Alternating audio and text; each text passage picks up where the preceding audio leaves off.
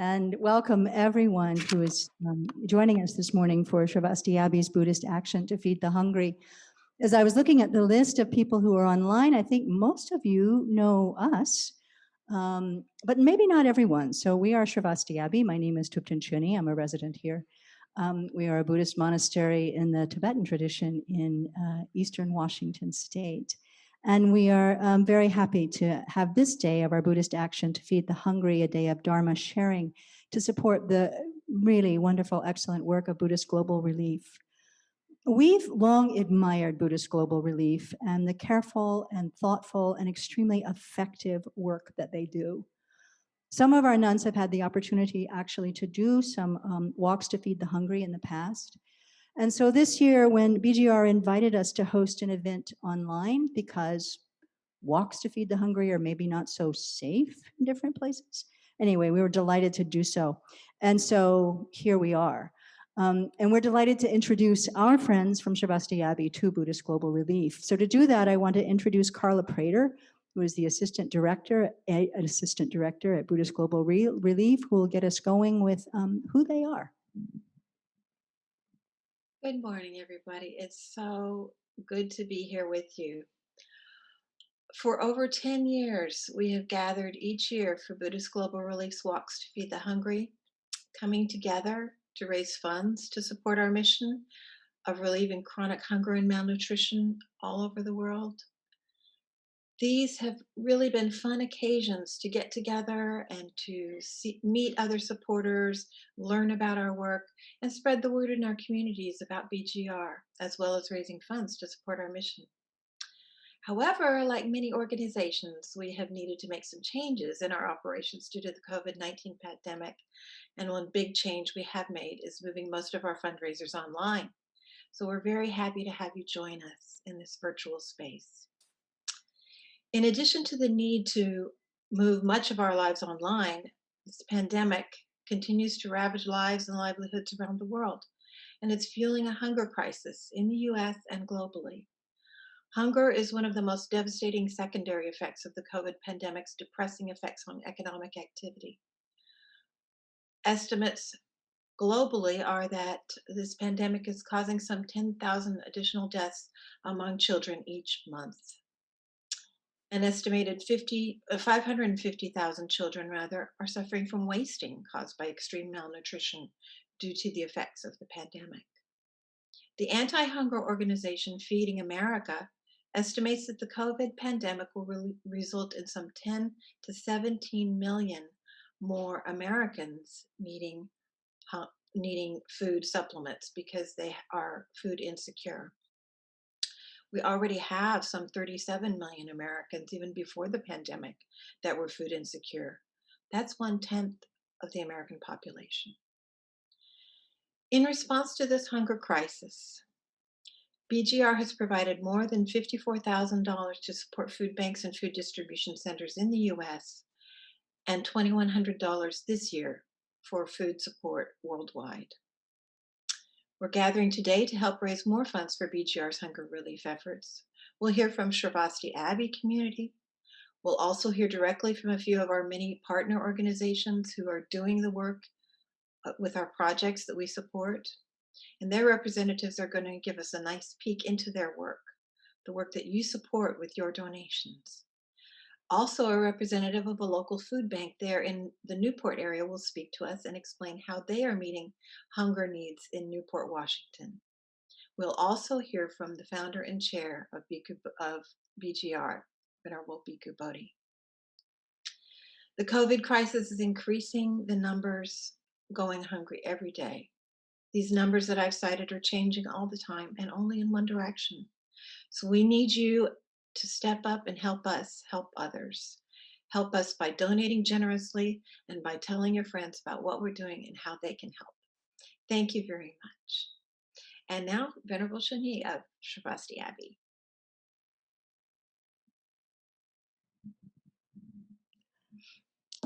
So I'm going to invite Venerable Thupten Chidran, who again probably doesn't need much introduction to many of you. But I do want to say Venerable Thupten Chidran, our founder, our abbess, author, teacher, Also, our guiding star and inspiration in bringing our Buddhist practice into social activism and to be engaged with the suffering of the world. So she has some things to share with us.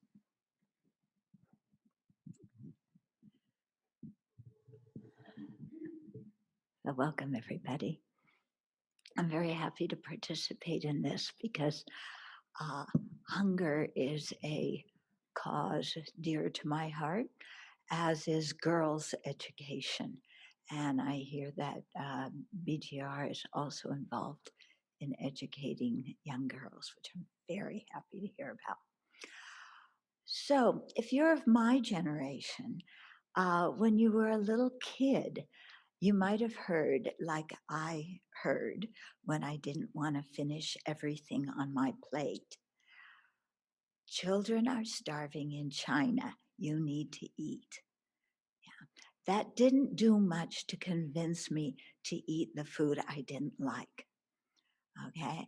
But it did make me aware of what was happening in the rest of the world. And when I grew older, I started learning more about the rest of the world. And indeed, during that time, children in China were starving. When I got into Buddhism, I went to India and lived, in mostly rural areas there. And indeed, there too, hunger was a big thing. And I saw myself and my own stinginess in confront of that. There was sometimes a civil war going on between seeing the need and my fear that if I gave, I wouldn't have, because I was living in India with almost no money at that time and no ticket back. So I remember walking to the market in Dharamsala uh, to buy some vegetables. I did this every week. And along the road were uh, the people with leprosy. And they would sit there, and they were our lepers. They lived in the community, so we knew them, and we passed them regularly, and we knew where they lived. But when I was going to buy vegetables, um, I had a really hard time giving them 25 pace, which at that time was the price of a cup of tea, because there was fear in me that if I gave that, then I wouldn't have enough money for myself. And yet, I would look at their lives and I would have in my mind the words of my teacher, Geshe Nawan Darge, from earlier that morning about being generous, caring for all sentient beings, wanting to attain Buddhahood for all sentient beings. And I couldn't even give the price of a cup of tea.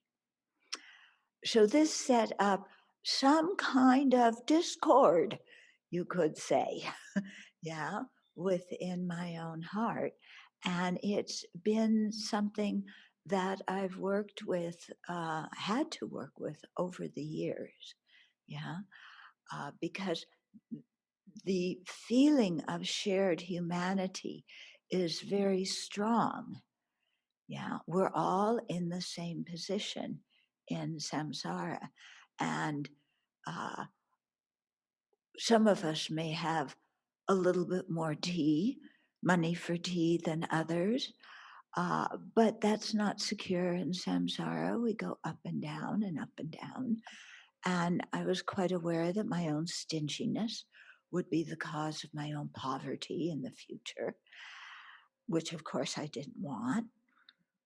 So, it's been a process really to do that and pay more attention to the sense of shared humanity and the sense of we're all in this world together. And I can't just look out for myself. And I can't just say, oh, I'm in America and I have lots of food, and children in China are starving, and even adults in India are starving, and Africa, the picture from my childhood that is so strong was the vulture sitting next to that little boy. I'm sure some of you remember that photo, that emaciating child with the vulture sitting next to him. Uh, and seeing that, we have a universal responsibility to help each other. And especially, I think, during the pandemic, when the pandemic is affecting everybody, and when we may have food today, but we don't know what's going to happen in the next 6 months or in the next 12 months. Yeah. And especially, with, I think a lot of people who are online are from the US, the tension about the election and what's going to happen after that. So now is the time, really, when we have the material wherewithal to reach out and share it with others. Yeah, because we're the fortunate ones right now. And in previous lives, we weren't the fortunate ones. Who knows next year or next life whether we'll be fortunate? Depends a lot on the karma we create in this lifetime. Yeah. So to really um, be of benefit, not just as a way to protect ourselves. That's kind of uh, looking out for next life is good, but it's also quite self-centered. So I think really opening our hearts with that feeling of we're all in this together, and it doesn't matter who's hungry, as long as there's hunger, it's something to be overcome.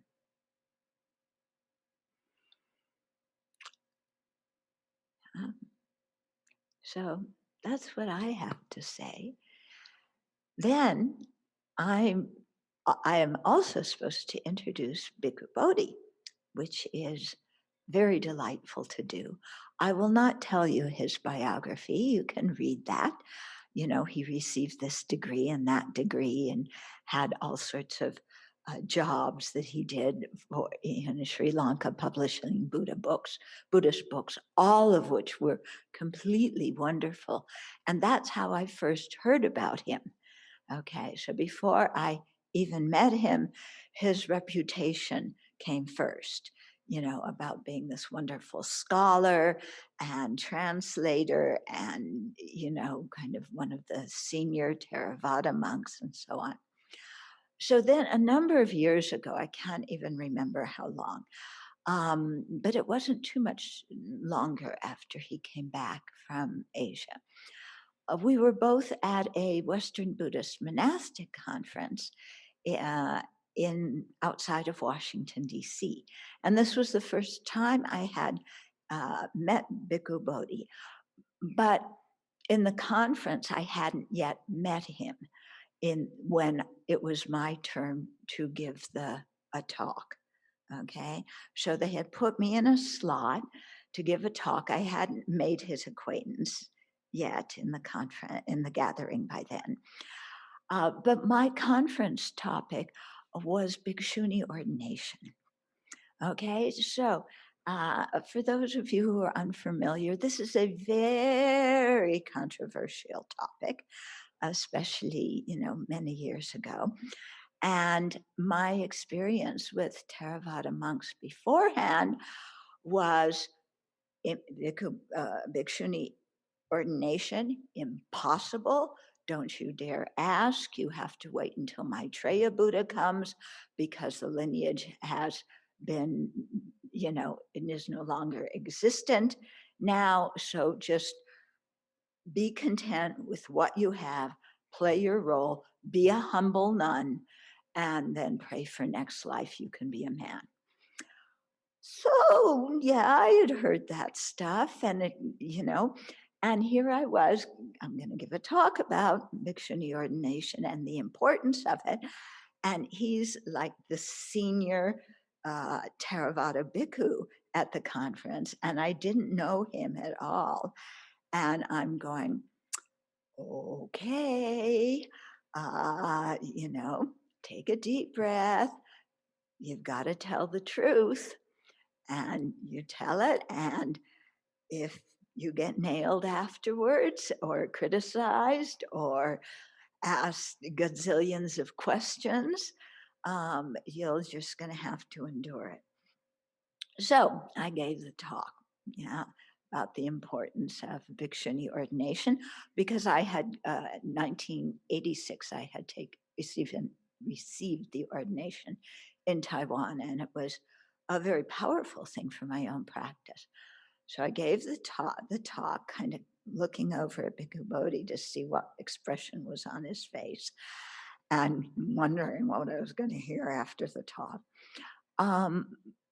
But then during the Q&A time, he raised his hand and he started talking about how he thought it was very important to have bhikshunis. And I was like, oh my goodness, wow, amazing. And since then, I've gotten to know Bhikkhu Bodhi because he's been incredibly generous with his time and with his knowledge as I've been working on a series of books with His Holiness the Dalai Lama. And Bhikkhu Bodhi has been so generous in sharing time and help going through the parts of the manuscript on the Pali tradition. And even many years ago, I went to the monastery in New York and talked to him for days, asking him gazillions of questions. Again, very generous. So what I encountered when I met him was totally different than what I had expected. And so here's a person who is, when he started Buddhist Global Relief, he was really doing what His Holiness the Dalai Lama was telling the Buddhist community to do, which was be more active socially and help other beings more in this world. And here he was, the person, starting this organization. And I thought, oh, he's doing tikkun olam, which is a Hebrew expression meaning repairing the world. So it's a duty that we have as human beings to help each other, to repair the brokenness in the world. And so tikkun olam comes from the Jewish tradition. Bodhisattva, bodhicitta comes from the Buddhist tradition. And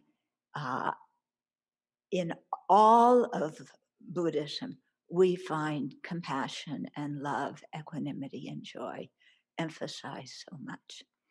So with that, I would like to invite Bhikkhu Bodhi to speak, as he's an embodiment of all of this.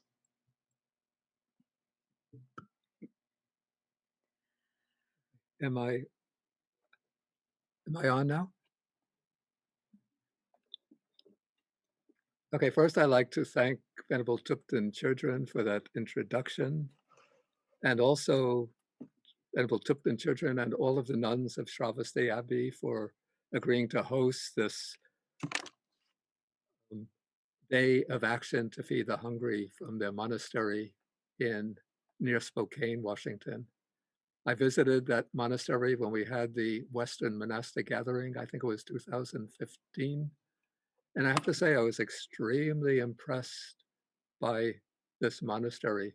It's one of the really few extremely successful Buddhist monasteries established by a Western Buddhist monastic, primarily for Western Buddhist monastics. And all of the nuns were very, very kind and very well disciplined. And my impression was getting together very harmoniously. And since Venerable Tipton children mentioned the Bhikshuni ordination, also maybe I remind her that it was just in this very building where I'm speaking right now, downstairs, that a group of the nuns came together in 2007, I think it was in May, to plan for the Hamburg conference on Bhikshuni ordination. And together we, we had drafted the statement that His Holiness the Dalai Lama was supposed to use at the end of that conference to announce the validity of Bhikshuni ordination in the Tibetan tradition, but which he didn't use. But instead he said that even though I'm the Dalai Lama, but I don't have the authority to make a decision like that on my own. Yeah, I'd like to speak a little bit about how Buddhist global relief came into existence. Sort of the more immediate cause was an article that I wrote for the Buddhist magazine called Buddha Dharma. I was invited in 2007, I believe, to write their essay, the sort of editorial essay. And long I've been pondering the way in which Buddhism in the United States was being adopted almost entirely as a kind of inward journey, an inward practice, with the focus on meditation practice. And when people would speak about what is your practice, it would be either Vipassana or Zen or Dzogchen. So the practice is identified with the kind of meditation that they're doing. And I would look out at the world, particularly after I came back to the United States in 2002. I started to get access to the internet, and I could see so much injustice and violence and oppression and suffering in the world. And it occurred to me that it should be part of our mission as Buddhists to also address not only the inward psychological distress and dissatisfaction and discontent that people are experiencing in their own minds, but also the real concrete, tactile, everyday, debilitating suffering that people face in their day-to-day lives all around the world. And so that thought was sort of festering in my mind. And when Buddha Dharma invited me to write that essay, I expressed my thoughts in that essay. And I said that it's turning out that Buddhism in America has become a kind of middle class or upper middle class luxury for well-educated people to entertain as a kind of almost like an intellectual plaything. And though we speak about suffering, but we hardly do anything to address the real concrete suffering that millions upon millions of people are facing every day in their lives. And so the essay was published, and I didn't tell anybody about it, but some of my friends and students read the magazine and came across that essay and then started to discuss with me their feeling that we have to find some way as Buddhists to put the challenge that I presented in that essay into action, into practice. So we had a few rounds of initial discussions, and then we decided to form a Buddhist relief organization. And at the outset, we set up a very, very grandiose mission to address the various kinds of social, political, and environmental suffering that people are facing around the world, something very, very broad like that. But after a couple of days looking at that mission statement, we realized that it was necessary to have a more specific point of focus, that it was just too broad, too ambitious, too general for an organization which at that point consisted of about 4 people and nothing in their bank account. And so then we decided to choose a very specific focal point for the organization. And the suggestion that I made was to make the focus of the organization the problem of chronic hunger and malnutrition. And the reason I chose that particular focal point for the mission was also based on my own experience living in Asia, in my case in Sri Lanka, back in the early 1970s. When I came to Sri Lanka and I was living in a monastery in the countryside, just at that time, the government of Sri Lanka implemented a very, very stringent, austere economic policy. You know, now they speak about austerity as an economic policy, but I think Sri Lankan government at that time was the forerunner in imposing economic austerity. And as a result, the people in the area where I was living, out in this remote village, had very little food themselves. And so the temple where I was living had very little food. And so day after day, I was living on a really a bare subsistence diet. And you know, when you go short of food for 1 day, 2 days, 3 days, you might say, if you're speaking with your friends, you say, "Oh, I'm starving." But I was experiencing this for week after week, month after month. Altogether, it must have been a period of about 18 months where the meals consisted largely of just rice, a watery vegetable, and watery dal.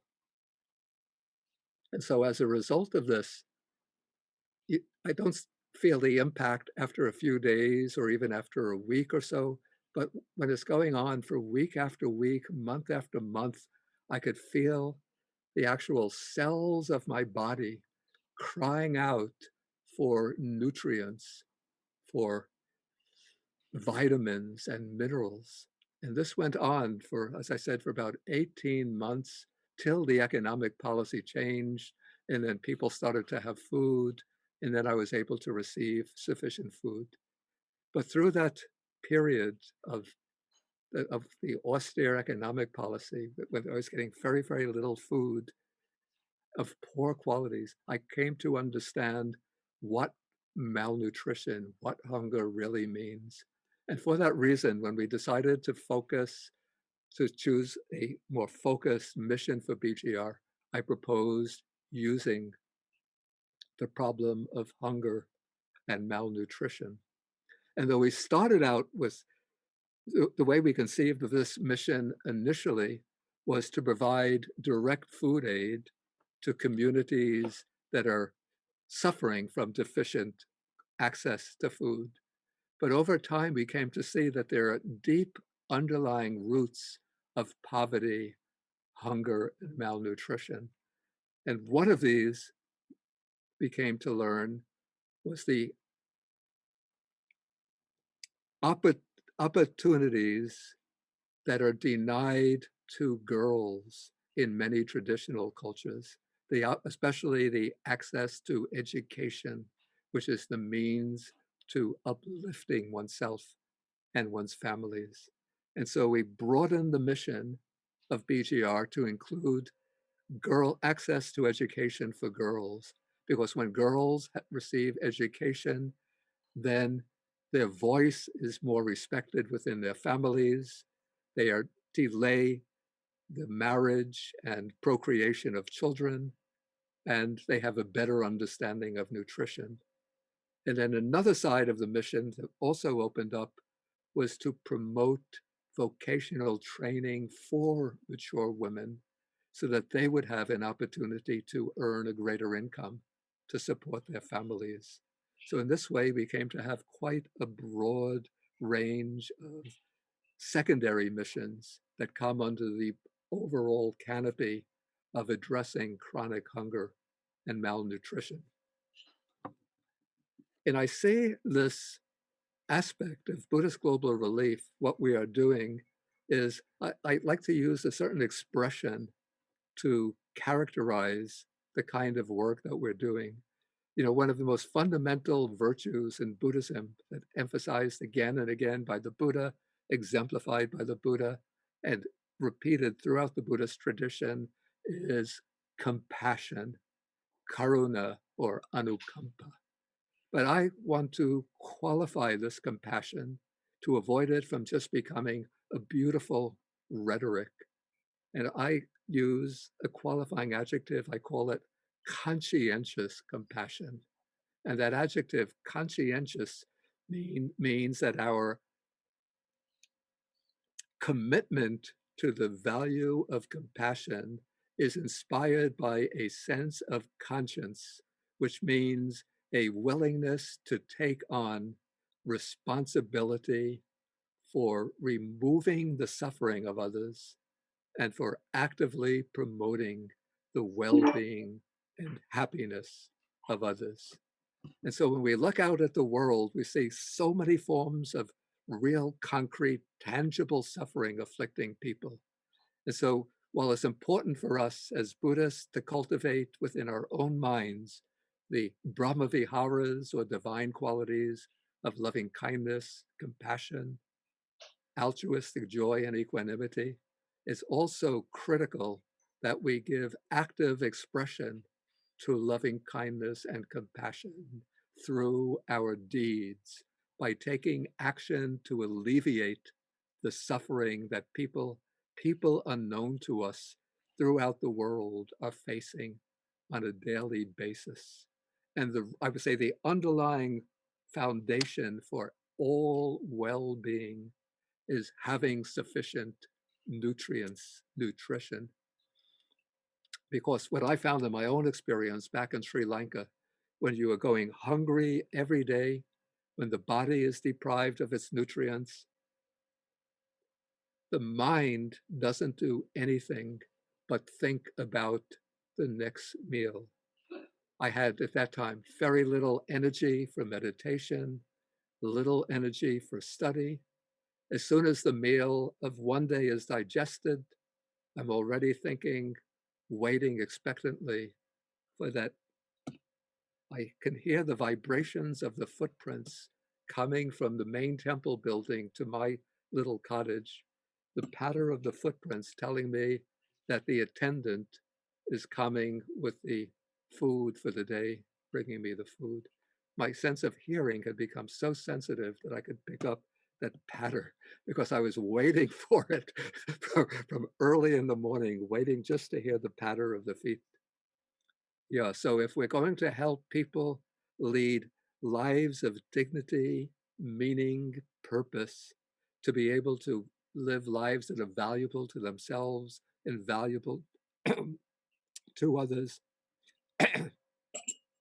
we have to provide the foundation. And that foundation is to look after their most fundamental material needs, and that is through providing food and providing the means for people to emerge from poverty through education and vocational training so that they can provide food for themselves, their families, and their communities in the future. Okay, so with that, I would like to conclude this little talk and proceed to the rest of the program. And again, I extend my deepest thanks and gratitude to Venerable Thupten Chödrön and all of the nuns and community of Sravasti Abbey for hosting this event today.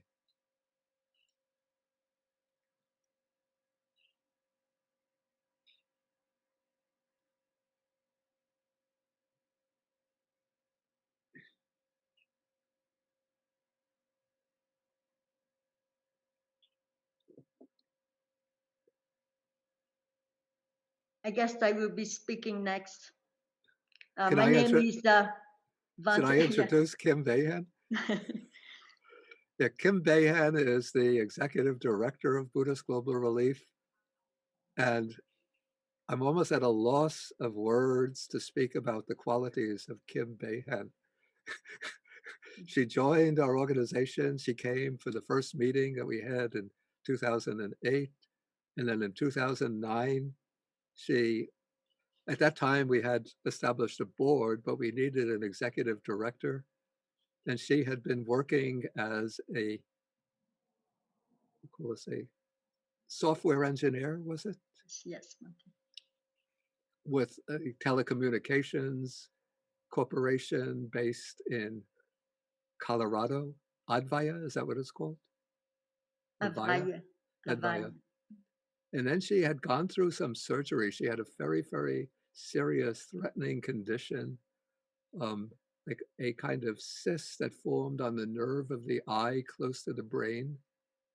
And she had this, could have like threatened her eyesight and even her spread to the brain. So she had a very delicate surgical operation to remove it. And then she was on leave from her work at Advaya. And at that time, we needed an executive director. And then she decided to come through, I think this was 2009, and volunteered to become the executive director and took over that role, I think in June 2009. And through the years now it's 11 years, she keeps very much in the background. She doesn't push her face and her personality into the foreground, but the amount of work that she does to promote the well-being of people all around the world is truly monumental. I sometimes say if we had an alternative Nobel Prize, I would nominate her for that prize. Okay, Kim, you can take over now. Thank you so much, Bhante, for your generous introductions. I just, again, my name is Kim Behan, and as Bhante has introduced, I'm on the staff team of Buddhist Global Relief. And I would like to take this opportunity to thank Venbo Shodron, Venbo Choni, as well as the rest of the Sravasti Abbey team for your kindness and generosity for organizing this event. And I'm also very honored to meet all the Venables and Dharma friends today. At this point, I'd like to take a moment to share the work of Buddhist Global Relief, even though Venbo Bhikkhu Bodhi has basically touched on a lot of those points as well. So let me see if I can share my screen and bring up the BGR website. Oh, hold on. Yeah, it'll come, it'll come. Let me see, Bhante.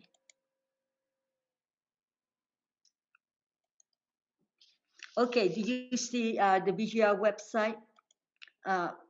Basically, as you can see, the mission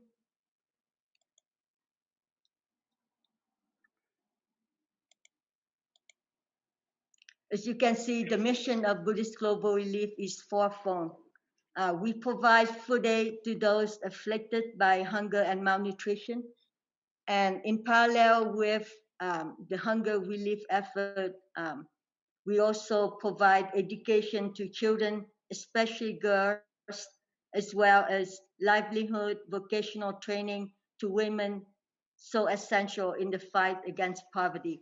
And I think it's probably hard for you to see the last one. Also, we support sustainable farming programs for small-scale farmers, many of whom are women, so they can provide livelihood, sustainable income for themselves and their families.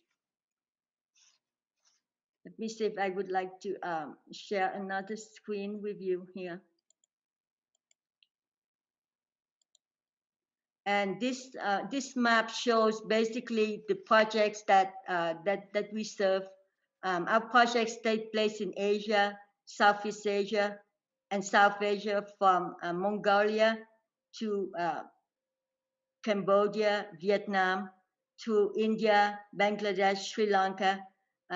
We also serve countries in Africa, Cameroon, Cote d'Ivoire, Kenya, Senegal, Uganda, and others, and also South and Central America, Brazil, Peru, Nicaragua, Haiti, and right here in the US.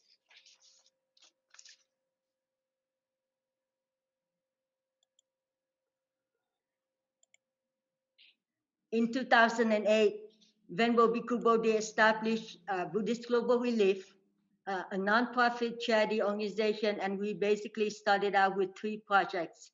Today, we sponsor over 40 projects worldwide through your generous support. At this point, I would like to introduce our partners that are here with us today, What If Foundation and the Maitreya Charity. What If Foundation works in Haiti to provide life-sustaining nutrition to hungry children in the city of Port-au-Prince. And BGR has partners with What If Foundation since 2014 to support hunger relief and educational program. And we're very fortunate to be joined by Dave Manson, Executive Director of What If Foundation. Dave, thank you for joining us. Thank you so much, and thank you to the family and community of Buddhist Global Relief and to the nuns and community at Sravasti Abbey for creating this amazing space today. I have been moved and touched by all of the speakers so far and the spirit of compassion that seems to be flowing generously everywhere, and to all those that are listening, we're extremely grateful. We here at the What If Foundation, I'm going to pull up a slide deck real quick and do a screen share if I may. Let me make sure that let's see here. Is everybody able to see my screen, Kim? Yeah. Yes, Dave. Okay, wonderful. So we here at the What If Foundation, we are so incredibly grateful for the long-term partnership that we have enjoyed with Buddhist Global Relief and all of those who support your compassionate mission to combat chronic hunger and malnutrition. The particular focus that you have on supporting the education of girls and women and giving women opportunities to support their families has a special impact in Haiti. And so we're really grateful that we've been given an opportunity to participate in today's Buddhist Action to Feed the Hungry and to share with you the impact that your support makes. So I'd like to start with a little bit of background on Haiti to paint kind of a mental picture on the canvas of your mind to help form and frame the need. Haiti is the poorest country in the Americas and the 3rd poorest in the world. And the majority of Haiti's 11 million people live on less than $3 a day. There are over 400,000 children without parents in Haiti. 1 out of 5 children will die before the age of 6. Roughly 3/4 of Haitians are either unemployed or they're trying to make ends meet in the informal economy, and 75% of their people live in abject poverty. Of the 11 million population in Haiti, 49% of those folks are undernourished. Haiti is 4th ranking among the countries most affected by extreme weather events. So when you see tropical storms throughout the Caribbean region, the impact on Haiti of those storms is so much more extreme than elsewhere because of the lack of infrastructure, the erosion that has occurred in that country over decades. It's a huge impact. And Haiti ranks 169th out of 189 countries on the 2019 Human Development Index. So there are a significant number of challenges that BGR's work with us in partnership helps to support and address. The next couple of slides are just some photos that for folks who have been to or traveled to developing nations will have an understanding of the nature of the poverty that's there, the lack of water, clean drinking water, the variety of different challenges that are faced by folks in those regions. Little bit of background on the What If Foundation. We were created in 2000 by Margaret Trost, a young mother here in America, a business owner, and Father Gerard Jean-Just, who's a celebrated Haitian human rights activist. Margaret met Father Jerry during an unexpected trip to Haiti and was deeply inspired by his commitment to social justice. She later wrote a book, On That Day Everybody Ate, which describes her remarkable journey and the birth of the What If Foundation. Father Jerry had a vision to create a children's food program. that could eventually become a stepping stone to a better future for his local community and beyond. And he told Margaret, first we feed the children, we keep them alive, and then we focus on education. And we've been working with the T Plus Caso community of Port-au-Prince ever since to fulfill Father Jerry's vision. The What If Foundation raises awareness and resources to support critically needed food, education, and community support programs in the T Plus Caso neighborhood of Port-au-Prince and beyond. We work in close partnership with the Haitian grassroots organization, N'Arrivé, which has deep roots in the community, as well as the know-how and local relationships to have a significant impact on the ground. And together we've joined forces to bring hope and opportunity to children and their families for nearly 20 years. Programs that we do support include food, education, disaster relief, and pilot projects. And the What If Foundation and Buddhist Global Relief Partnership since 2010, when BGR first joined hands with What If Foundation to support our work in Haiti, BGR has helped to provide critically needed nourishment and alleviate hunger and food insecurity and support the educational needs of countless Haitian children and their families. BGR has provided funding to serve 253,529 meals and have funded 523 scholarships that enable children from T Plus Caso to attend school and pursue an education that would otherwise have been out of reach. BGR has provided critically needed funding to support the building of the Father Jerry School, which opened its doors in 2016. And the month after the Father Jerry School opened, Haiti was devastated by the impact of Hurricane Matthew, and BGR came to the aid of Haiti with a special crisis relief gift of $5,000. BGR has also provided much needed unrestricted support to help enable the growth and development of the Haitian grassroots organization N'Arrivé and their leadership and community development efforts.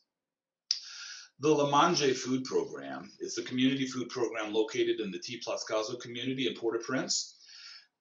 Since 2000, What If Foundation has been working in partnership with this community to help feed children who live in and around this impoverished urban neighborhood.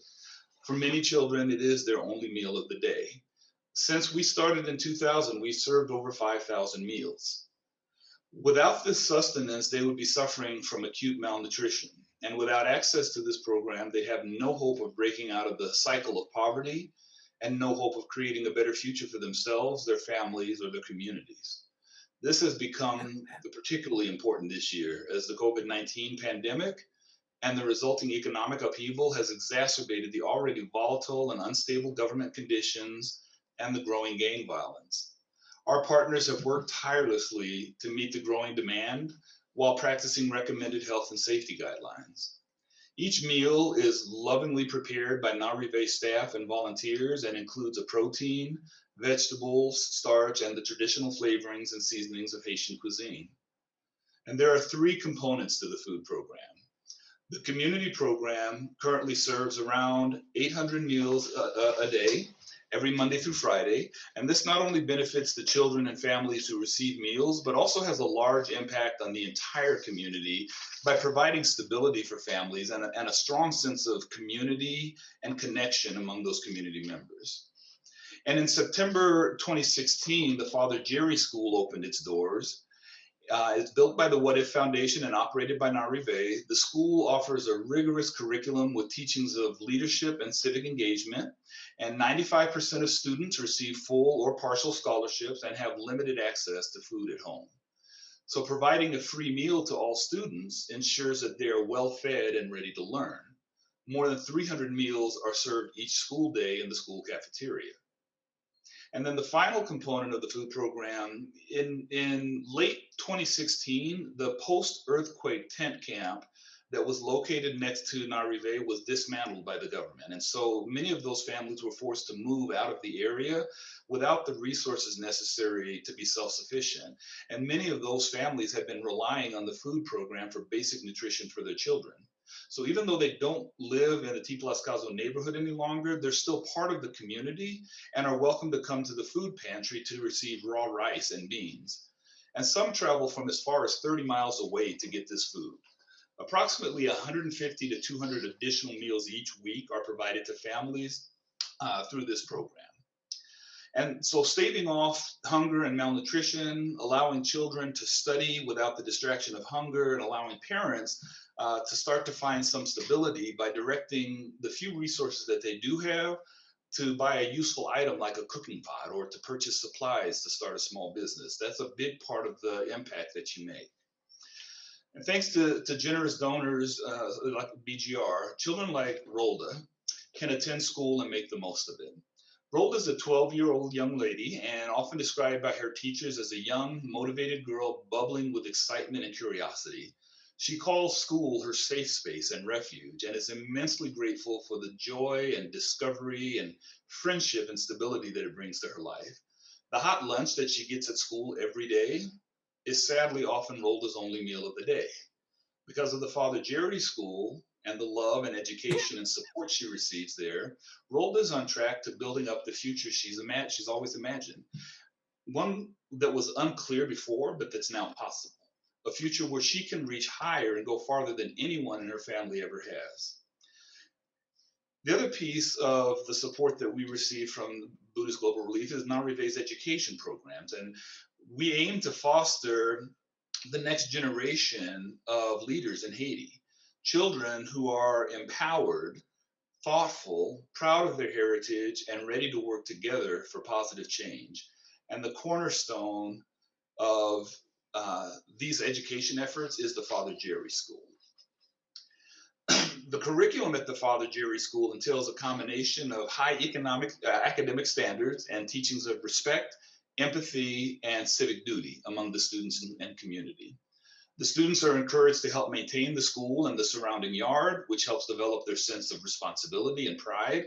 And in addition, their parents are encouraged to get involved in their education to better support them, which is not a given in Haiti, where many parents couldn't attend school and are unable to read or write.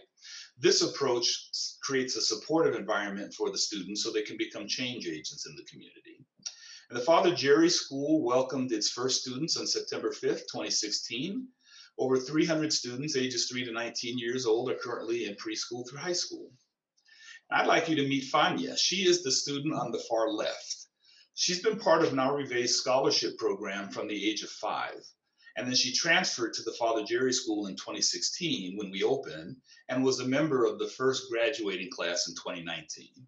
We are so incredibly proud of her journey. She's the first member of her family to finish high school. And Fania's hard work and determination, coupled with the support of our generous donors, have allowed her to take control of her future, inspire those around her, and foster an environment where she can succeed. Her dream of becoming a doctor to serve her community is not as out of reach as it once seemed, and she continues to receive our support as she pursues her college education. The Father Jerry School has done so much during this time of COVID-19 to try to make sure to follow all of the recommended guidelines and health and safety regulations. We've spaced out the desks in the school, made sure that the students are wearing masks, provided hand washing stations. The meals are no longer served in the crowded cafeteria, but are moved, they're made in the cafeteria and delivered up to the classrooms where the kids can eat in isolation in the classrooms. We even make use of the hallway space in order to make sure that the kids and the teachers and staff are all able to stay safe during the time of COVID-19. What If Foundation is so grateful for the partnership and friendship that we enjoy with Buddhist Global Relief and all who support their mission. And I just wanted to say thank you for the partnership and also for the opportunity today to share our story.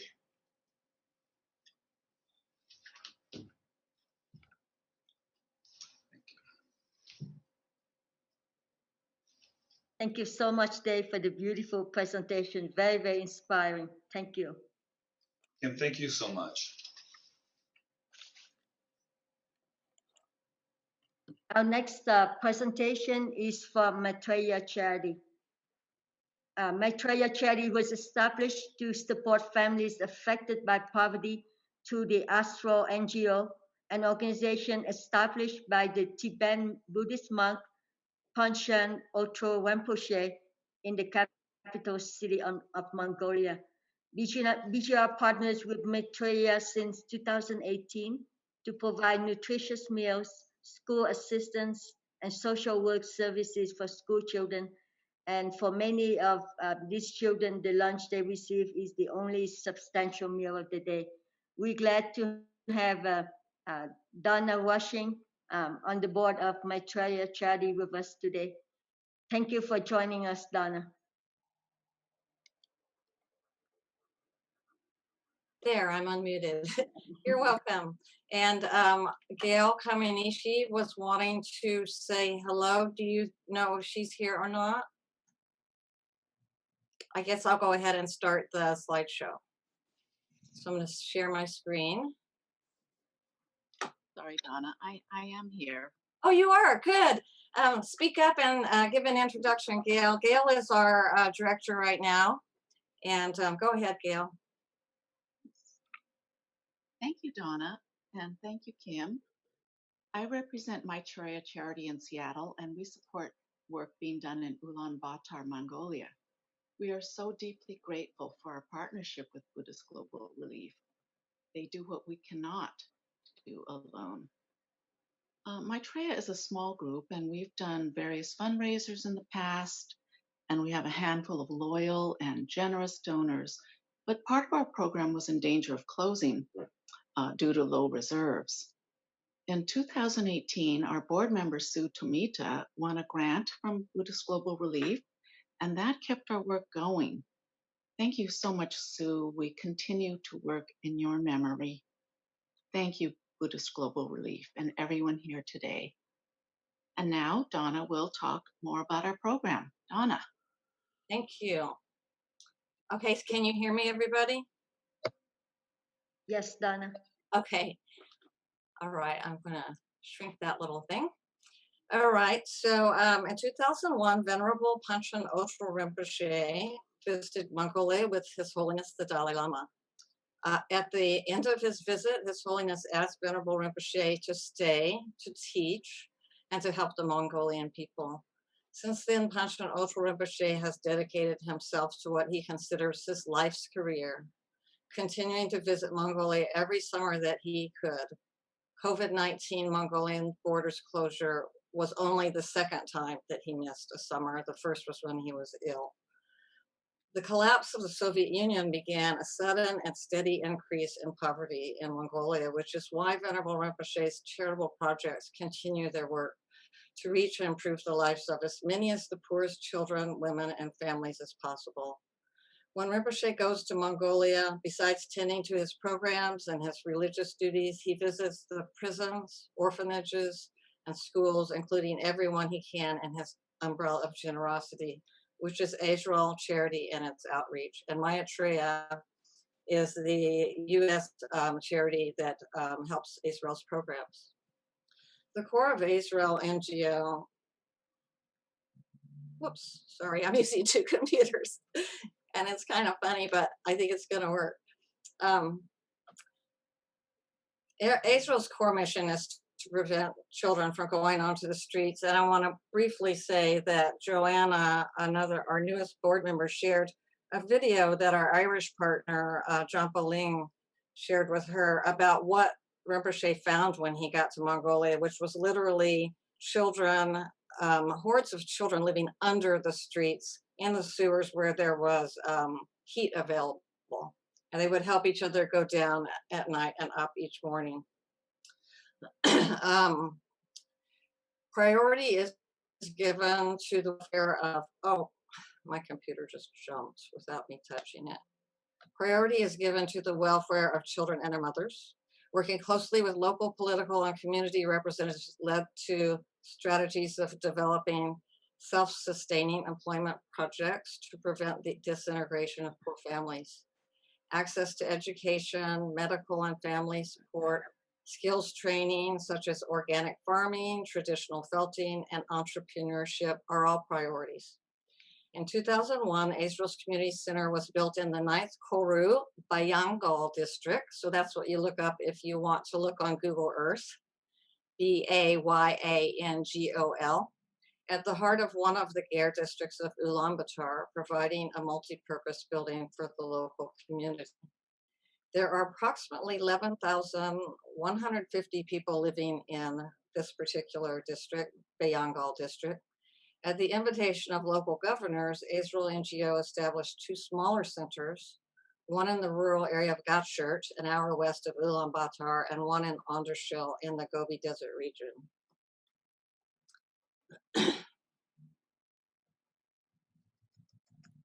This picture was taken from the upper floor of Israel Center, the community building. The Mongolian people's traditional nomadic way of life has long been impacted and endangered by both world and regional political, economic, and climate changes. It contrasts the vision of Mongolia in the first slide, herds of animals running freely on an unfenced land, and our notions of the nomadic life with the reality of the Ger districts. With nearly 800,000 people living in Ulaanbaatar's Ger districts alone, that's more than 25% of all Mongolian citizens. That is from the Borgen project, which I discovered while doing my research. With this in mind, the poor living conditions that these people face are especially concerning. The use of coal and wood is particularly problematic and continues to contribute to emergency accidents and unhealthy air conditions. This is our hot meal project. This is a kindergarten near the Israel Center. Israel pays for our kids who are attending this kindergarten's hot meal fee, kindergarten fees. So they get hot meal at Israel for their breakfast. They go to school. Mongolian schools charge fees for all students, which is a hardship for poor families. During the early phases of COVID-19, the on-site hot meal project operated by dropping off food at pickup sites. In Mongolia, because of a combination of early closed borders, lower tourism, and good sanitation measures and education, transmission rates remain low. There was the added benefit that the normal high incidence of yearly flu deaths, which are common among the poor here, went down.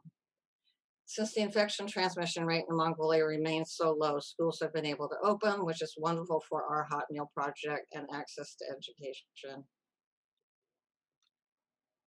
Here's a menu of the types of meals they feed their children and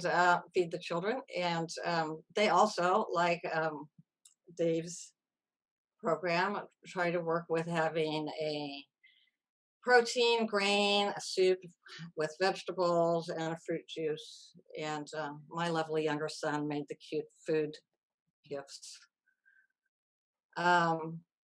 Here on the left, you can see an example of the meal in the little prayer at the beginning of the meal.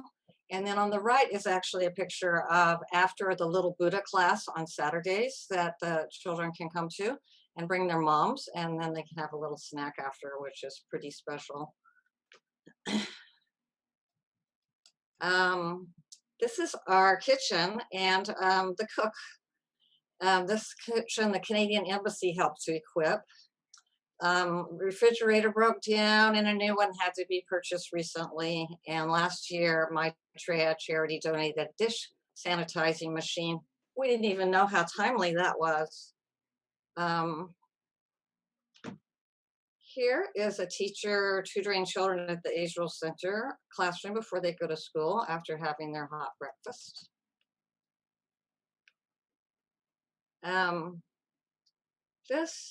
Here you can see a mix of the types of housing that comprise the neighborhoods around Israel's community. So the Ger district, which is Ger, shacks, all kinds of housing, but that you could put together simply, it kind of surrounds Ulaanbaatar. And if you do look on Google Earth and you're up high, you can see that ring around Ulaanbaatar. People live not only in gers and shacks, but in old Soviet structures and in houses, sometimes with services going to them, sometimes not. The cooking method of using a pot over an open fire on or close to the floor in many of these homes leads to accidents that badly burn children each year. Israel's emergency aid funds are able to help with medical bills as well as aftercare supplies. And of course, it would be lovely to have other solutions to that too, for any concerned minds with good ideas out there. This happens to be at one of the state orphanages. Gail Kamenishi visited in 2018 and they delivered some supplies there, including art supplies. She noted that if you look at the shelves in the back and the cubbies in the back, that in our schools would be full of belongings and books and overflowing with papers are bare. And I noticed when I went to Mongolia in 2008 and I brought school supplies for a monastery there, and I noticed that they did have some left over from the last teacher, but when teachers are temporary and schools aren't taken care of, which was the case in this place in the country, then you don't really have anything to work with.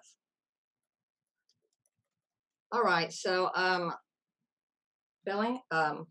Buddhist Global Relief asked for some stories. So I'm going to try to rip through these so you can learn about these lives of our most impacted children in this area. Kunu and Barka's story. I want to say in cooperation with Jampa Ling that Israel implements a sponsorship program for the most vulnerable children. And so these next few slides feature people who benefit from our hot meal program, but who would greatly benefit from sponsors. Kunu and his younger brother Barkas live with their mother, who works as a nurse in a trauma center. The hot meal program supplies them with a hot meal daily, which improves their nutrition and health. They also benefit from the educational support that Israel provides to all of their hot meal project recipients. Their mother became the only caregiving parent when their father died in an accident, leaving their monthly income at around 600,000 Mongolian tugriks a month. It sounds like a lot, but it's about $315.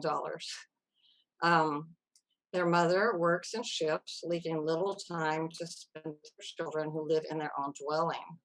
This leaves Kunu as the older boy to take care of his brother, do all the household chores such as cooking and fetching water from the well, as well as making wood or coal fires to heat the house during winter months.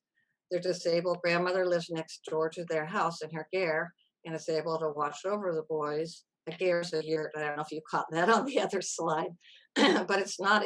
She's not able to help with chores. In spite of these difficulties, the children are good at their studies. Burma, staff for Israel's programs, characterizes these boys as humble, quiet, interested in their studies, especially math. She says they can use help with suitable clothing for the changing seasons as they rely on buying secondhand clothing. They also crucially need help with dental work at last report, as each of them had about half a dozen sick teeth, which raised their risk for other health problems. This is Namuna on the right holding the baby. She's 15, she's in 10th grade. After her father died in a car accident, her mother, suffering from alcoholism, was unable to care for her and disappeared. Namuna currently lives with an uncle and aunt who work on a construction site from 8 a.m. to 10 p.m., leaving her to take care of the cleaning, cooking, and the care of their 4 children. 3 of them here with Namuna, all while attending school and trying to keep up with homework. The household has no cooking stove or washing machine, so she does everything by hand. She has no time for improving her studies or attending other activities at the school. She also does not have a permanent, safe, trusted home as she moves around relatives' homes. I like her little school book. She was distressed that she couldn't improve her work, and that's maybe the little red marks.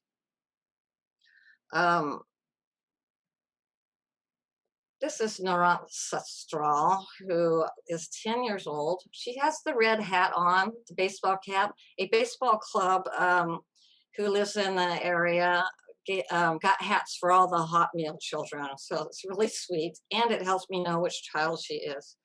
She lives with her mother, her aunt, her older sister, and 4 younger siblings. Her mother has not worked since she gave birth last year. This year, during COVID-19 quarantine, a tragic cooking accident left Narant Sastral's infant sister with 3rd-degree burns. Doctors advise that the baby will need an ear surgery next year. The children's father then left the family by taking away their care with another woman. So in these gears come apart into a long bundled roll of sticks and canvas, and they're either put in the back of a pickup truck these days, most likely, or they're dragged by horses. So literally, the father took the home, rolled it up, put it up, and left with another woman. Narant, just hard to pronounce her name. Narant Strahl's family have since been living with their aunt in a spare room of a small house. Narant Strahl is in the 4th grade and attends classes to learn the traditional musical instrument called morin kur, the horsehead's fiddle. And Burma reports that she's an excellent student who's extremely excited about learning foreign languages at school. Like most children in the Gare district, Narant Strahl must do more than go to school. She helps her mother around the house, cooks and fetches water from the well, which is 2 kilometers from her home, in 20-liter cans. This family's children are experiencing severe malnutrition and wasting caused both by lack of food and the quality of available food. And now I would like to pass this along to Joanne Young, our newest board member and a longtime supporter of Maitreya Charity.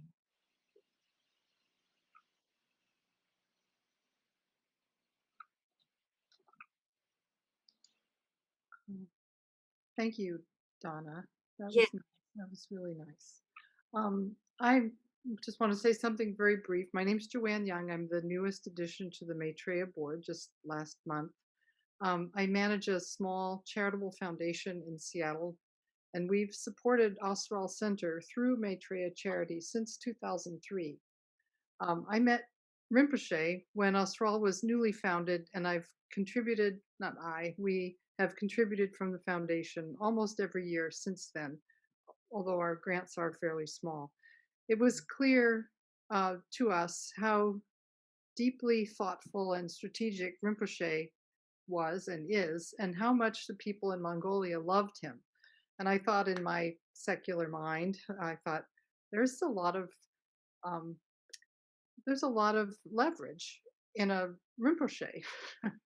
And his staff is very dedicated. They work very, very hard. In 2006, I visited Mongolia and I stayed at Osral for a couple days. I saw that the local children were given hot cooked lunches at the center, along with social work services and health advice and education, safety, and some playtime.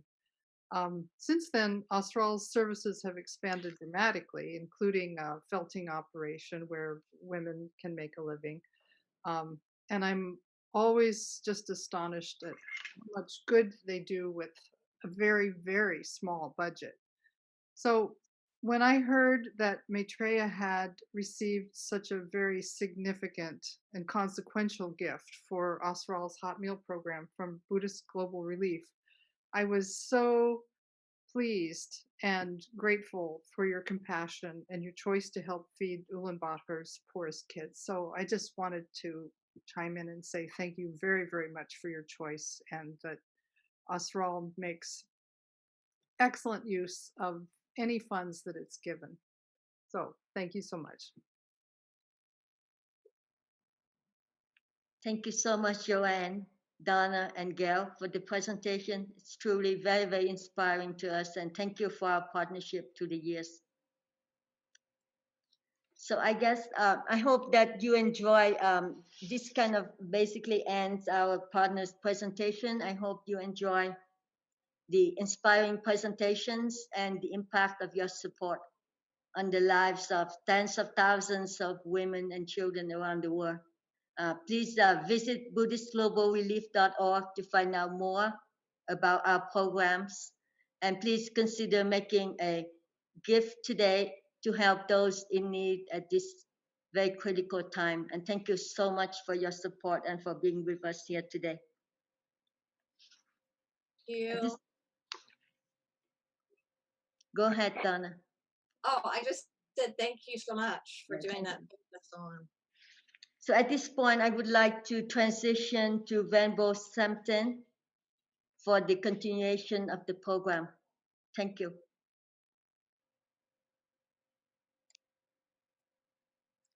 We want to introduce you to one more organization doing good things for others. In their generosity, Buddhist Global Relief offers 10% of funds raised during an Action to Feed the Hungry event to a local charity.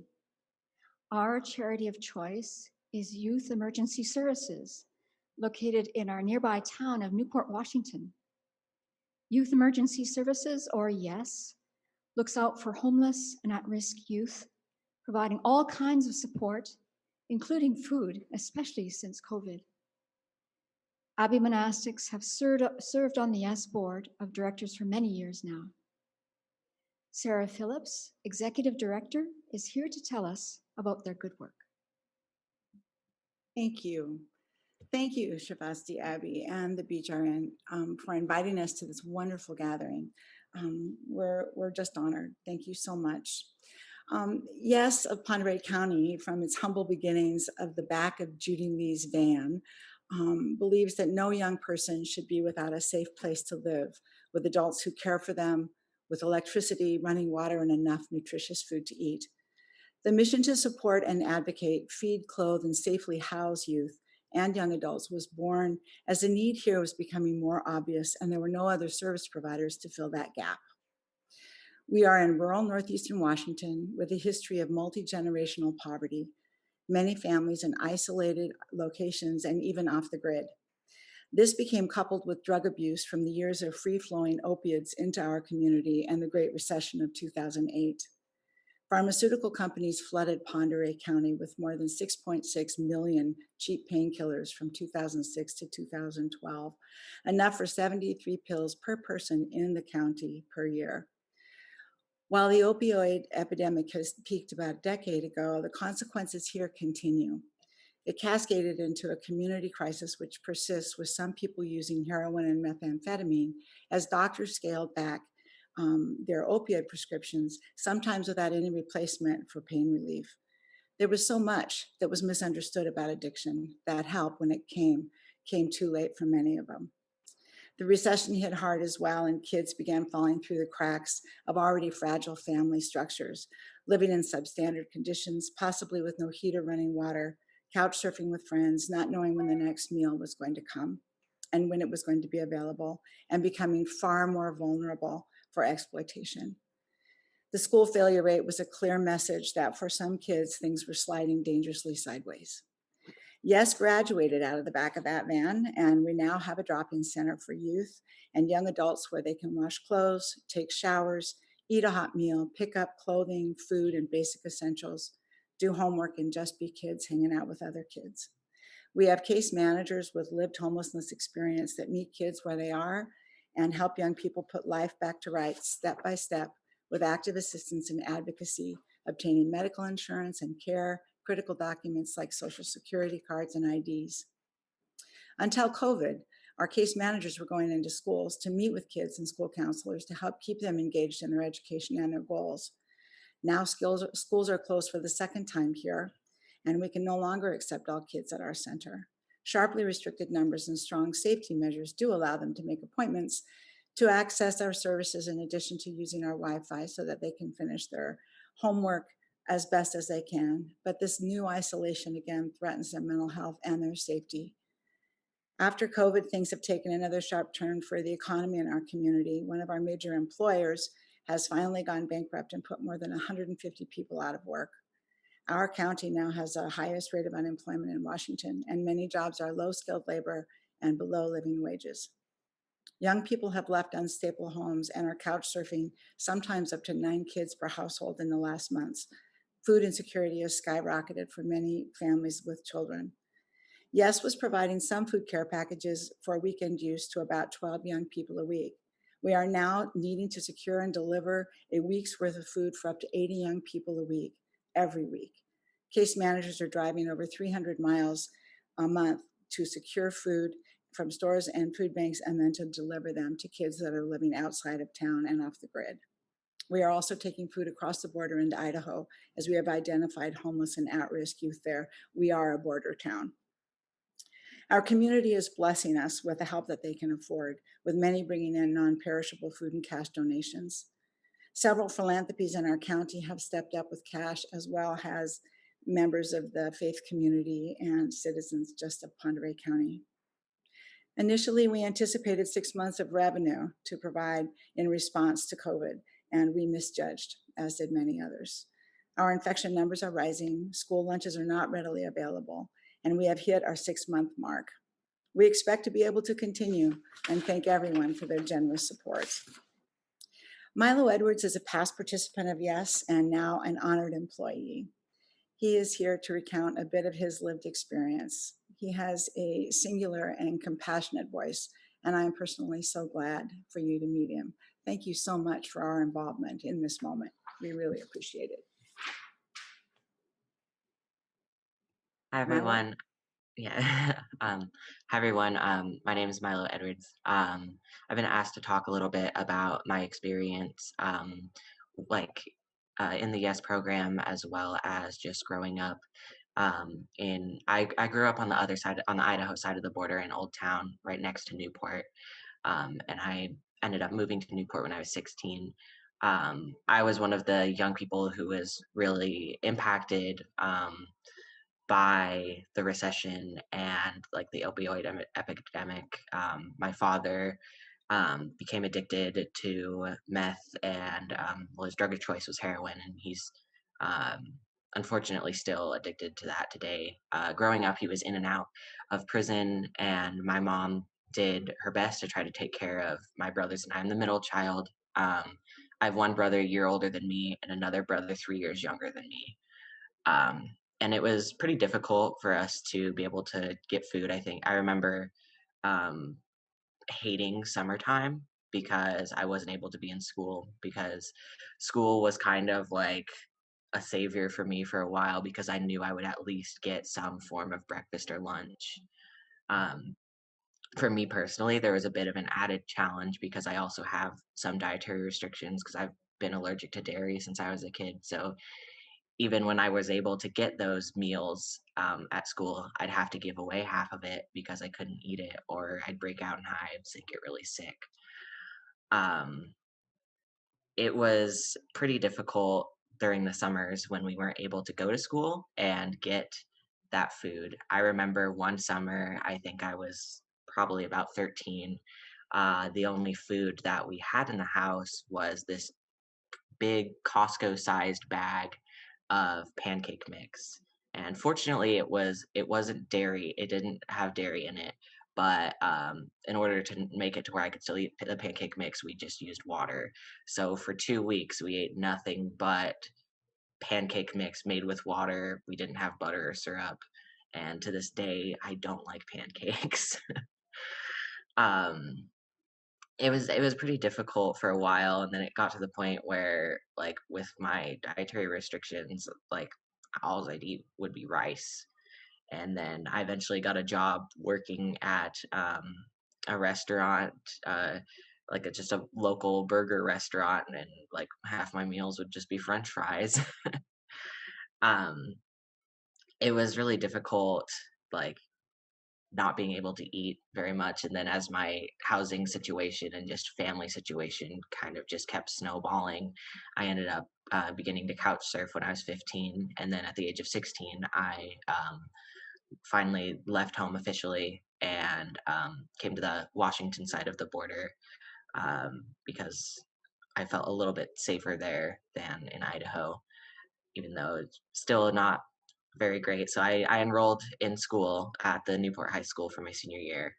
And through the connections of a counselor, the school counselor there, I was able to meet people at the YES program. The first person I met was the old executive director, Martina, and one of the case managers, Liz. And they were able to help me receive services because I didn't even know that YES existed, because when I was on the Idaho side, there wasn't anything like YES, and they weren't yet able to provide services to people on that side of the border. So it was really nice to be able to get help from organizations like YES and have adults that cared for me. And I remember the first time I went into the drop-in center after school, I had told Liz, I was like, I can't really eat any of this stuff. She's like, okay, what can you eat? I'll take you to Safeway. Like, we'll stock the fridge and freezer with stuff you can eat. So anytime you come in here, you'll have food. And that was like really important to me because a lot of times people are like, you can't eat dairy, you're fine. It's like, I'll die. um, so it like that meant a lot to me. And I got the privilege after about a year of just being a client at Yes. And during that time I was a client, I was able to finish high school early through the help of the Ponderay River School and the staff there, and being in the host home program and being able to just kind of live and survive and work at my own pace. I was able to finish high school about 6 or 7 months early, and I was able to get emancipated and become a legal adult before the age of 18 through the help of people at Yes. And then shortly thereafter, I was able to become involved with a state program, like a youth action board for young people with lived experience, and we're able to kind of, and I've been able to turn that into somewhat of a career for myself. And I'm currently enrolled in college at Washington State University to focus and study on social science and continue trying to help end youth homelessness and use my experience for positive change. I really enjoyed work. I got to work at Yes. I was working there in person before I moved here to Pullman. Now I'm just doing remote work as I'm also a full-time college student. It was really impactful for me to be able to help with getting all the food packages together while working like in person at Yes, and help make sure that we got stuff that young people like eating. And my brothers are two of the people who receive those packages. And my little brother, like, he's always so excited for them because uh, one thing that I've always heard about people who get the food packages from Yes is they're like, these are stuff that we actually want to eat, because a lot of young people are like, I've heard kids sometimes when they're just talking about maybe what they want for Christmas. I literally saw a child write food that's not from the food bank. And one thing that Yes does well is pick out foods that kids want and are excited about, and stuff that you don't have to cook, but they still taste good. And my little brother is always excited for the cans of chili and the fruit leathers. And there's like lots of good snacks, but it's also healthy stuff. And it's like something that'll keep you through the week. And I'm glad that there's programs like Yes now that when I was my little brother's age, I didn't have available, but now he does. And because he's not in school, he's not able to get those meals that like were really supplemental to us during the school year. So yeah, I just want to make sure to shout out Yes, because I always try to, even though I'm now an employee, I know that I wouldn't really be anywhere where I am without the program and without like the support that they give. And I know that through the support of youth emergency services, that there's lots of other young people like me who can hopefully be able to climb out of that poverty and reach the next step and go to college or find a career that they love. And something as simple as a weekly food care package is the first step. So thank you.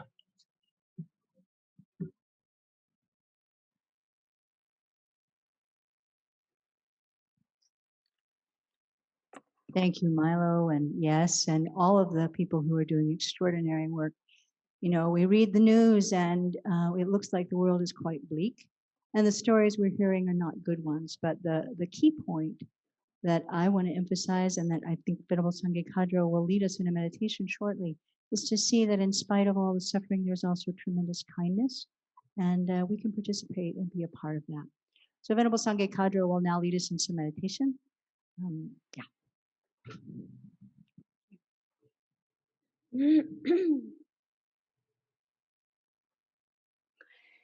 So, for me personally, one of the most beautiful and powerful meditations found in the Tibetan tradition is the meditation on the kindness of others.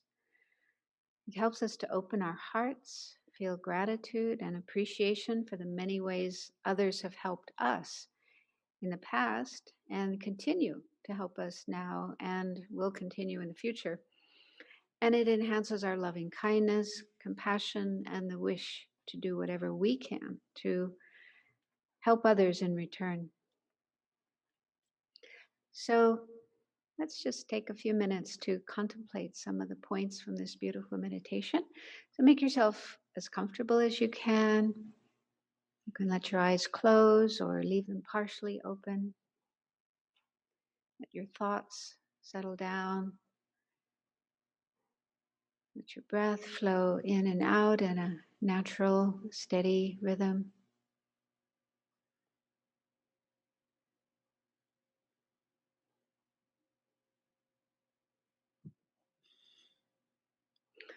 So just the fact that we are alive with the body that we have depends on the kindness of others.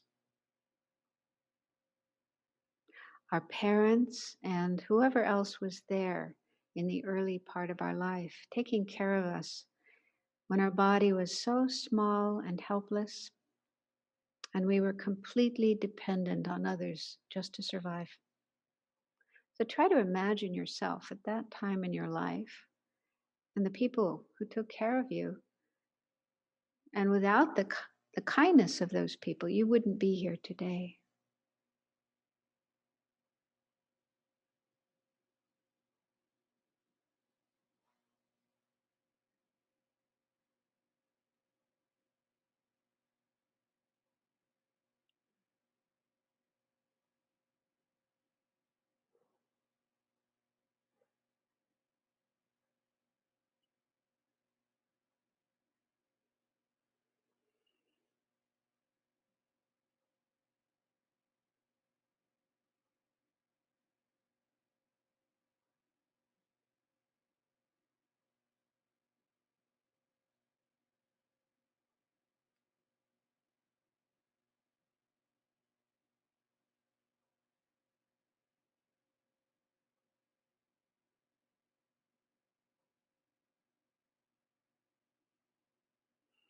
And there are many other people we depend on, even though we may never meet. The people who produce the food that we eat every day, who produce the clean water and other beverages that we drink, the clothes that we wear, the house or apartment we live in,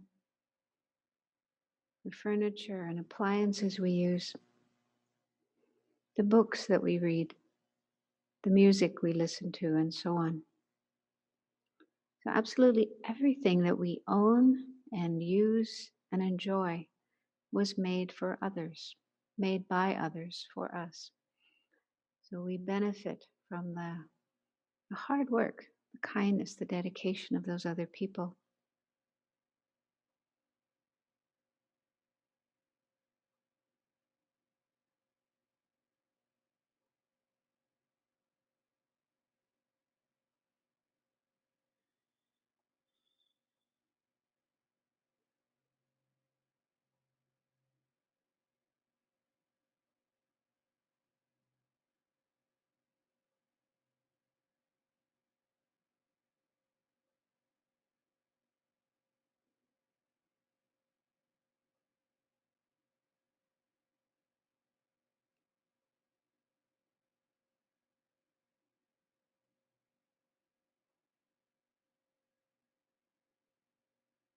Another group of people we depend on are teachers, those who taught us reading, writing, math, and so on, basic knowledge, and all the other knowledge and skills that we've learned throughout our life that enable us to now get a job, live on our own, support ourselves, function in society, travel, and make a contribution to the world.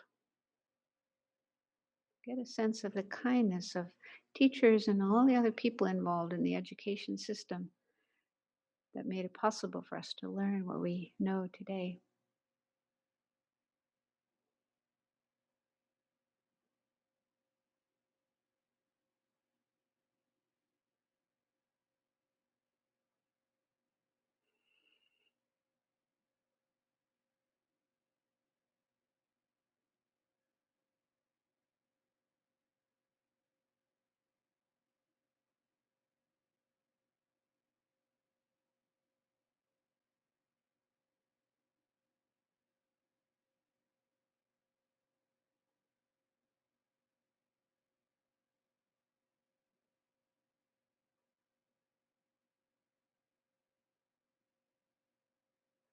And for those of us who wish to learn and practice the Dharma, other beings are essential. We learn the Dharma from our teachers, usually in the company of fellow students. And we're usually part of a community of practitioners, other people who support us in our practice.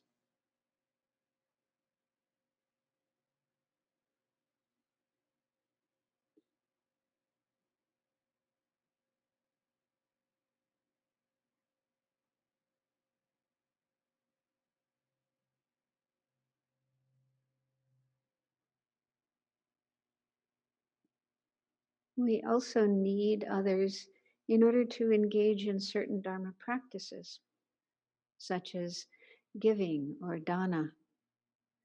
How could we practice that without other people, other beings serving as the recipients of our gifts?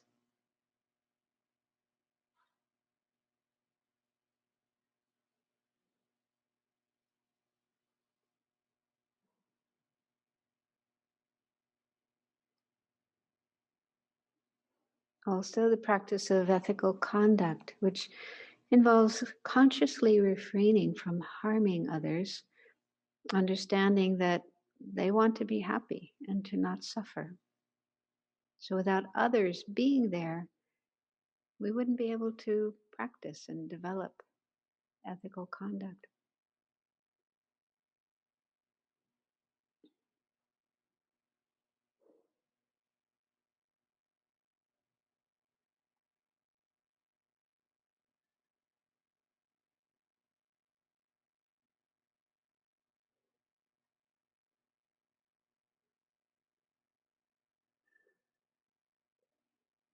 And then there's the practice of the four Brahma Viharas, or four immeasurables: loving kindness, compassion, joy, and equanimity.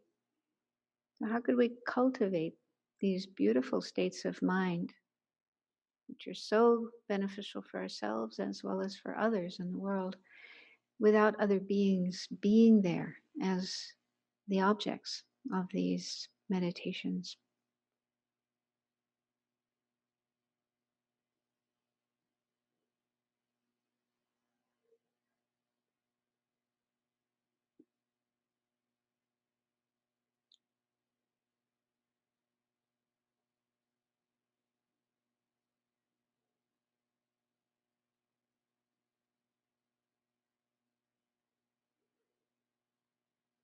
So, as a conclusion to this meditation, see if you can feel a deep and sincere sense of appreciation and gratitude for other people and other beings, understanding that they want to be happy and to not suffer just as you do, and aspire to do what you can in your life to benefit them to the best of your ability and to not harm them.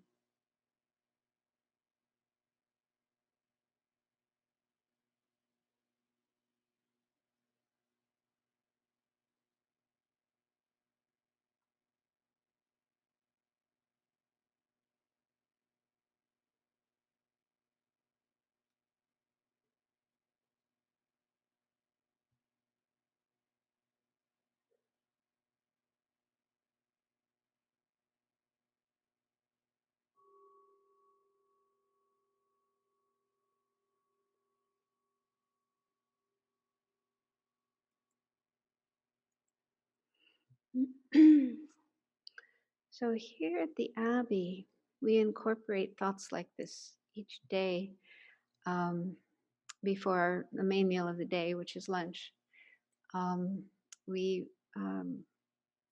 pause and contemplate the kindness of others and the wish to repay their kindness, and then offer the food and contemplate that we're taking this food as nourishment to have energy to carry on with our Dharma practice and make our lives beneficial for others.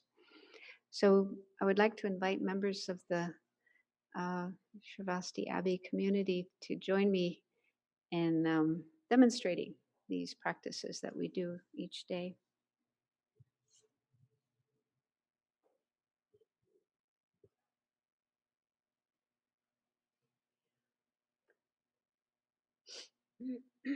I know many of you online have had lunch with us more than a few times. So join in with your muted. If those who are interested in learning how we use food as a part of our practice, Venerable Children has published The Compassionate Kitchen, which details all of these prayers. But we'll do the 5 contemplations that we do before lunch. Our lunch is coming soon, and we'll and chant the food offering together.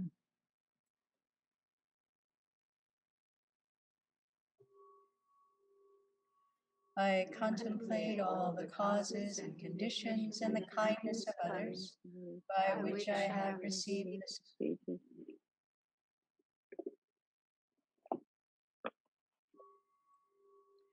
I contemplate my own practice, constantly trying to improve it.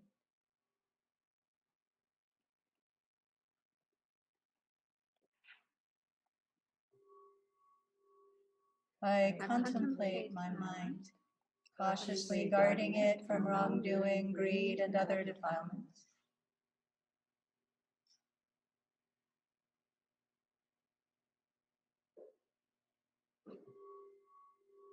I contemplate this food, treating it as wondrous medicine to nourish my body.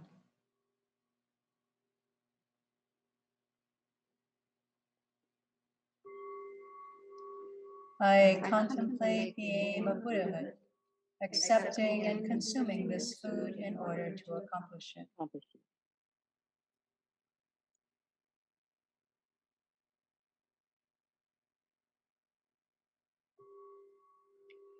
Om Ahong, Om Ahong, Om Ahong. Great compassionate protector, all-knowing teacher, field of merit and equality as an ocean, to the Tathagata I bow. Purity freeing from attachment, and freeing from the lower realms. Unique, supreme, ultimate reality. To the Dharma that is peace I bow. Having freed themselves, showing the path to freedom too. Well established in the trainings, the holy field endowed with good qualities.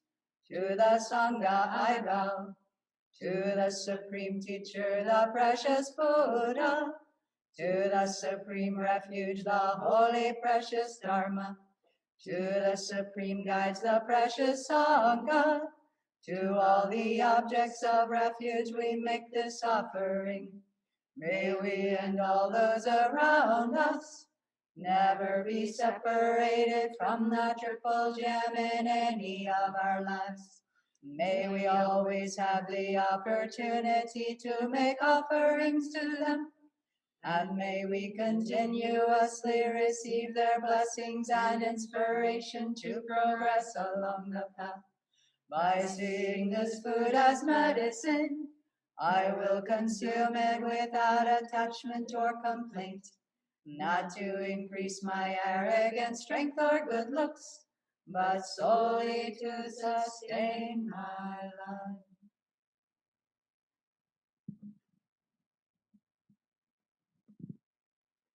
So we've talked a lot today about food as medicine.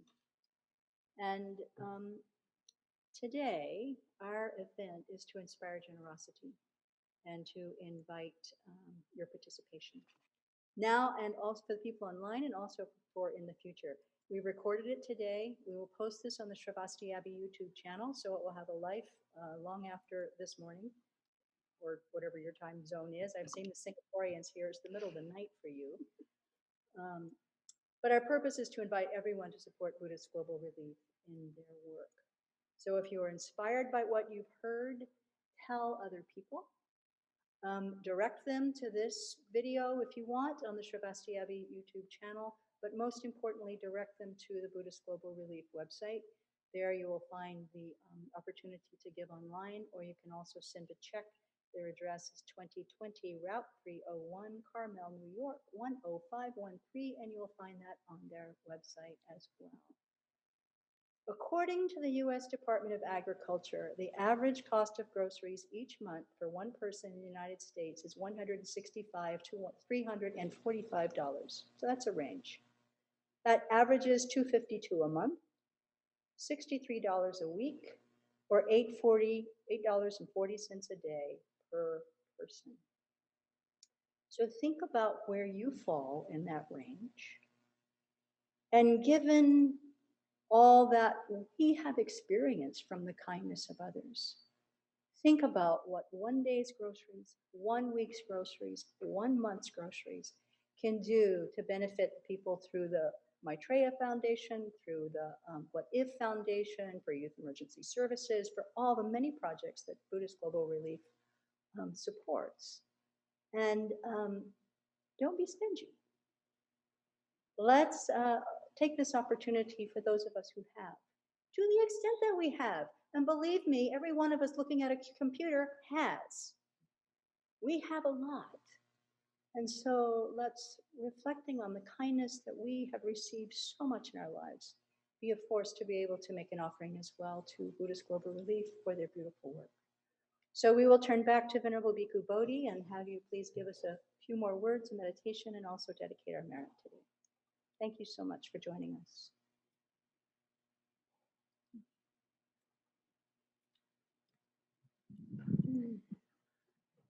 Okay, so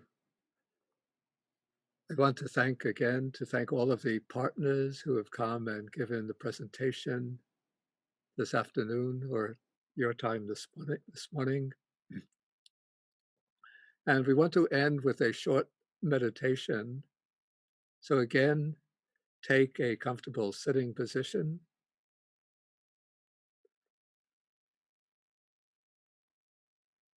And close your eyes. And again, let the mind settle down by focusing on a few rounds of mindful in and out breathing.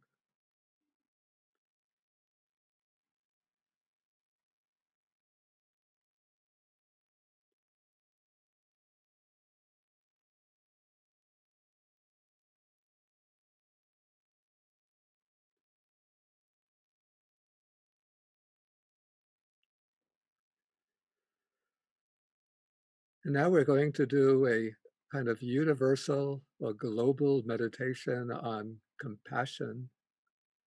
And what I find to be a useful segue into this meditation is the statement of the Buddha that it's very difficult to find a single person who at one time or another has not been our own mother or father, or our own brother or sister, or our own son and daughter. So let us sweep our mind over the planet Earth, and we could just focus in on a few sort of hotspots of hunger, poverty,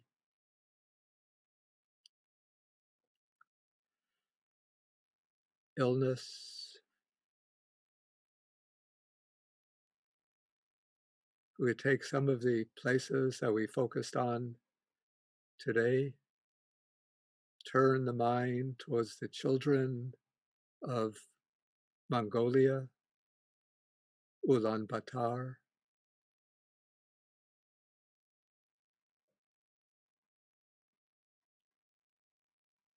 And again, consider that these children might be our own sons and daughters or our own parents from past existences, now living in dependence upon our kindness, our compassion, our generosity.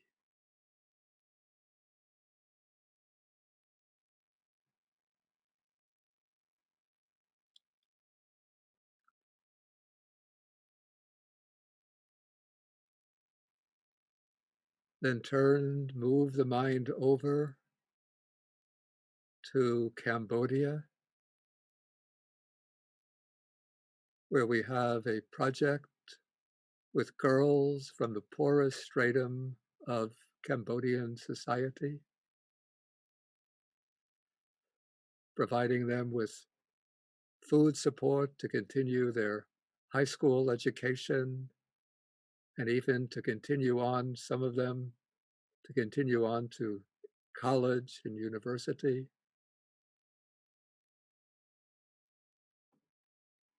And again, think of these girls as being our own daughters or our own mothers from a past existence. Again, depending on our kindness, generosity, our compassion.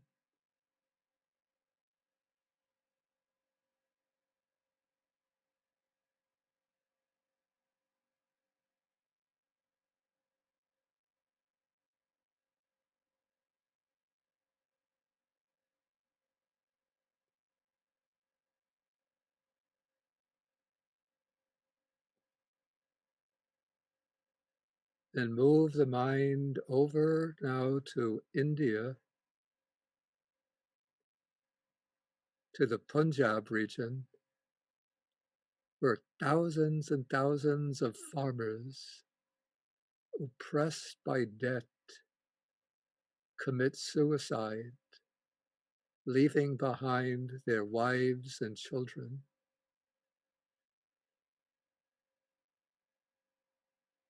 And feel that these wives, the women left behind, are our own, perhaps sisters or mothers, and the children are our children.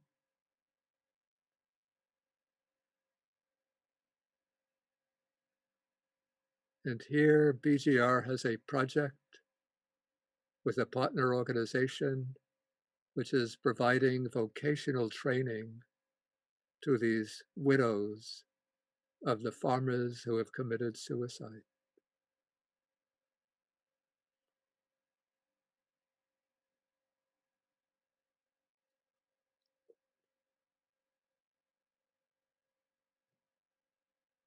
And again, extend to them the feeling of our kindness, compassion, and generosity.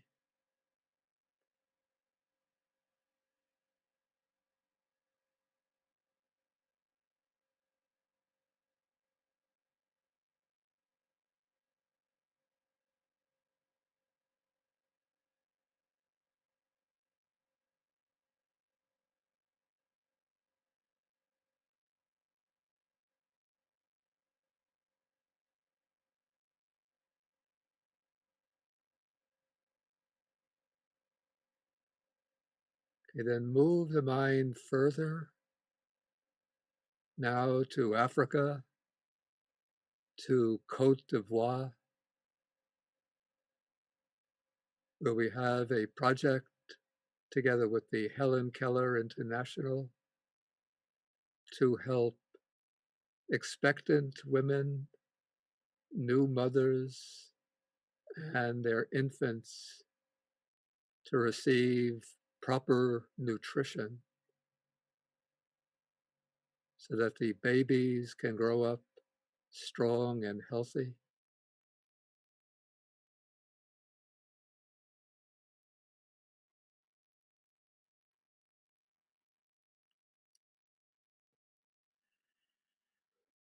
And again, extend to them the feeling of kindness, compassion, and generosity.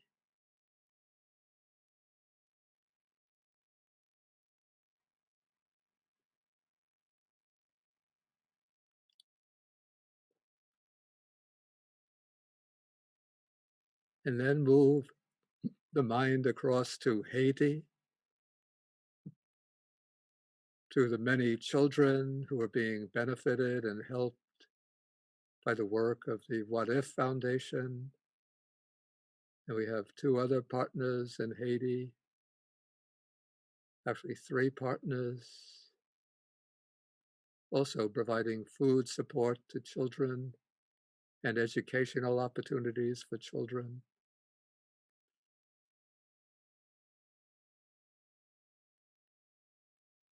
And again, consider these children to be our children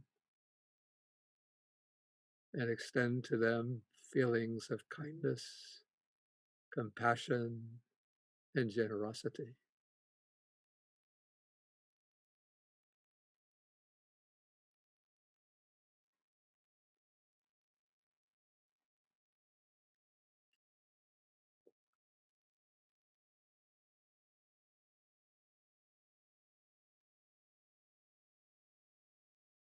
And then bring the mind to the United States, where, especially because of COVID-19, but also even before the pandemic, so many families, people were suffering from hunger and malnutrition.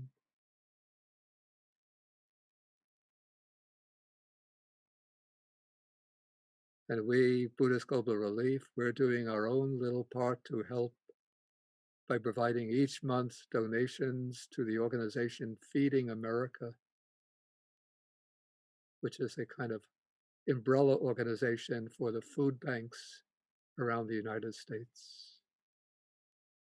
And again, extend feelings of deep compassion to our fellow Americans who face a constant daily struggle just to obtain enough food.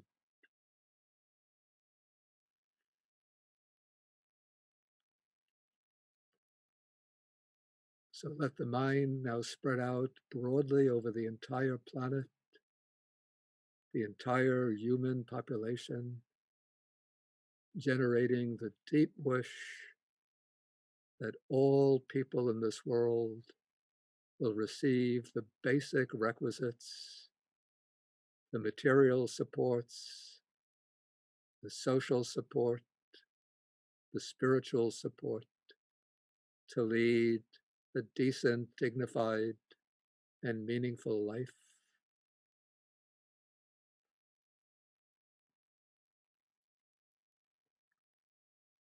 And then let us think of our own small contribution towards helping other human beings, repaying the kindness of other human beings who might have been our mothers, fathers from many past lives. And then let us just rejoice for about 30 seconds in this opportunity to serve humanity.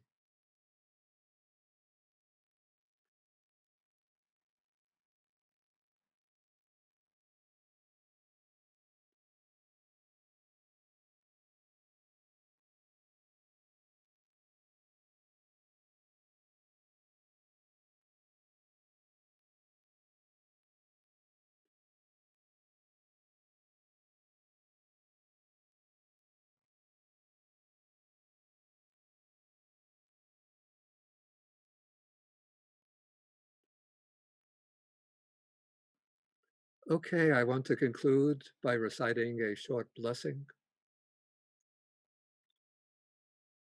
So let's join the hands together.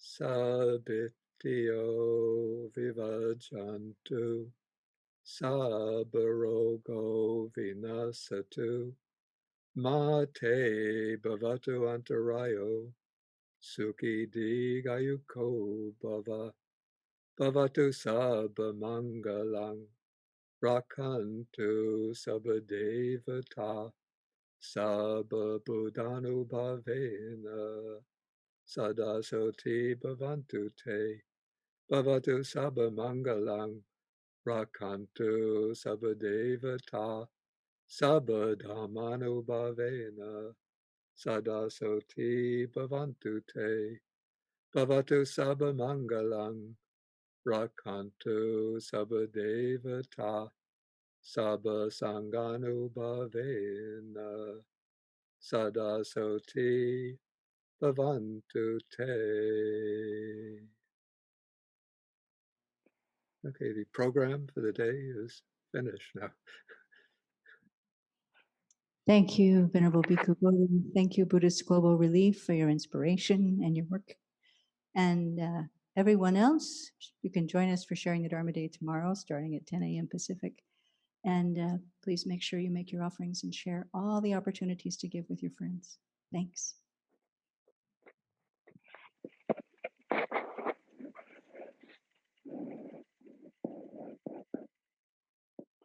Okay, so thank you, Kim and Mary Helen, and Carla. Carla's here, I guess. Yeah, and also our speakers from the partner organizations. Again, thank you all for contributing.